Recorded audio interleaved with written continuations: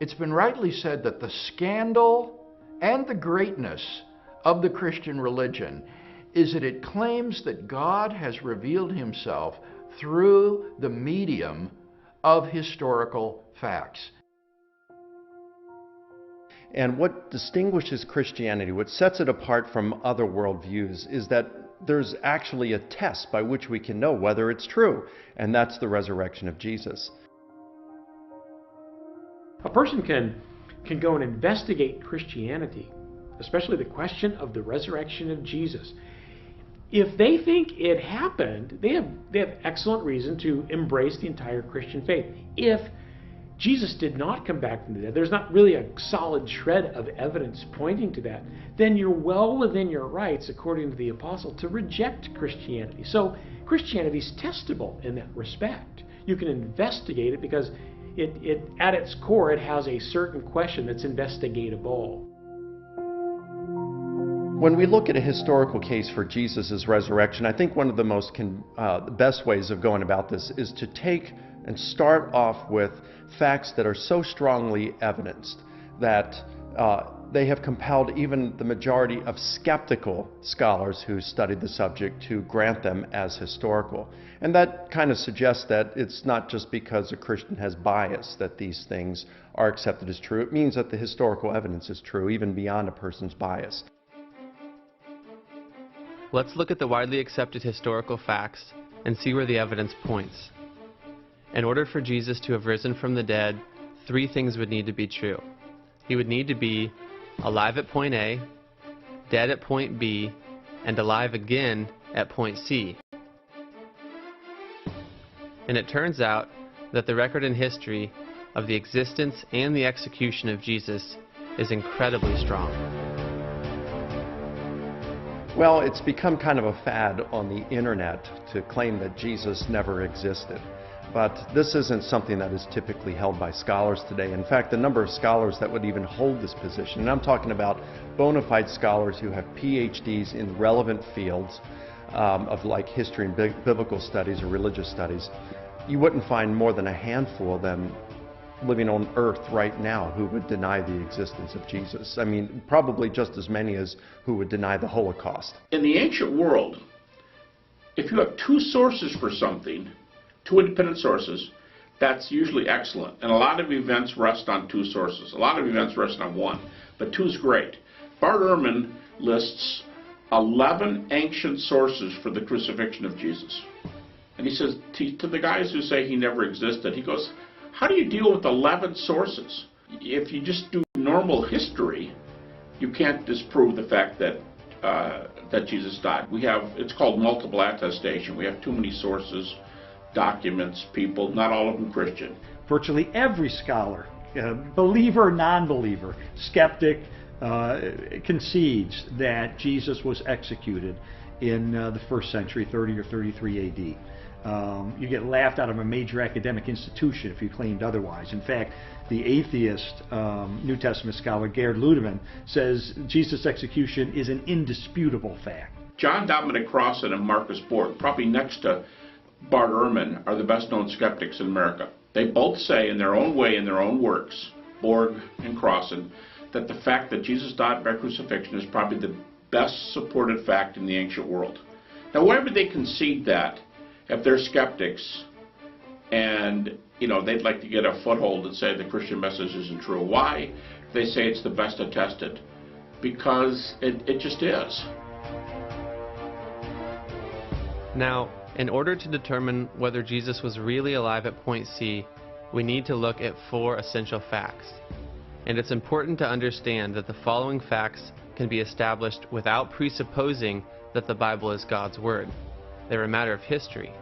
They're established by the records of both Christian and non-Christian sources from the ancient world, and they're agreed upon by both Christian and non-Christian historians today.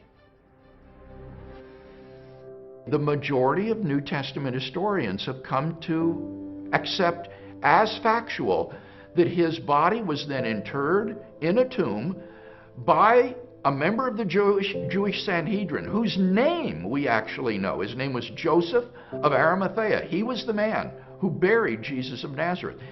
Secondly, that tomb was then found empty by a group of Jesus' women disciples on the Sunday morning following the crucifixion. And again, the name of Mary Magdalene is always attached to that account of the discovery of the empty tomb.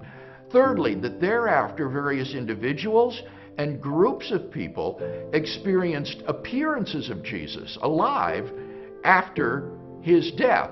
And finally, that the original disciples suddenly and sincerely came to believe, despite every predisposition to the contrary, that God had raised Jesus of Nazareth from the dead.